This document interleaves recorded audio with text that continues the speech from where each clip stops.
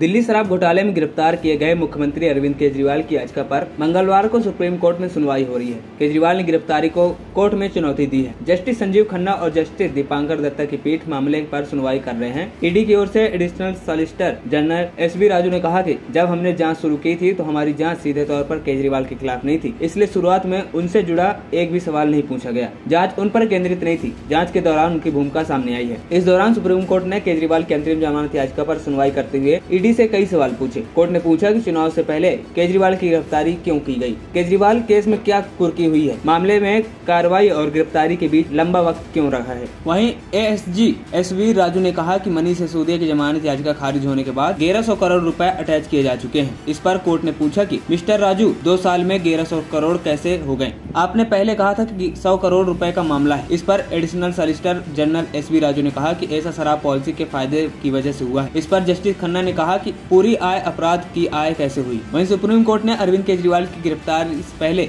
File भी ED के सामने मांगते हुए 2 सालों में जांच चल रही है। ये किसी भी जांच एजेंसी के लिए सही नहीं है कि 2 सालों तक इस तरह जांच चली। एसवी राजू ने कहा कि हमें पता चला कि अरविंद केजरीवाल के गोवा चुनाव के दौरान 7 सितारा होटल में रुकने का खर्च कुल हिस्सा उस व्यक्ति ने चुकाया था जिसने शराब कंपनियों के नगद पैसे लिए थे। हम दिखा सकते हैं कि केजरीवाल के 100 करोड़ रुपए मांगे थे। किसी भी आरोपी या गवाह के बयानों में केजरीवाल को दोषा मुक्त करने वाला एक भी बयान नहीं है। जस्टिस संजीव खन्ना ने पूछा कि बयानों में केजरीवाल का नाम पहली बार कब लिया गया। इस पर एसवी राजू ने कहा कि 23 फरवरी 2023 को बुची बाबू के बयान में उनका नाम सामने आया था। इस पर कोर्ट ने पूछा कि आपको इतना समय क्यों लगा, हमारा सवाल है कि आपने देरी क्यों की। इस पर एडिशनल सॉलिसिटर जनरल ने कहा कि अगर हम शुरुआत में ही केजरीवाल के बारे में पूछना और उनकी जांच शुरू कर देते तो गलत लगता। केस को समझने में समय लगता है, बातों की पुष्टि करनी होती है। इसके बाद जस्टिस खन्ना ने कहा कि चुनाव का मौसम है, ये असाधारण स्थिति है। वो दिल्ली के मुख्यमंत्री हैं, इनके खिलाफ कोई केस भी नहीं है। उनके इस बयान का विरोध जताते हुए सॉलिसिटर जनरल तुषार मेहता ने कहा कि सिर्फ इसलिए क्या कि कोई सीएम है ऐसा नहीं हो सकता।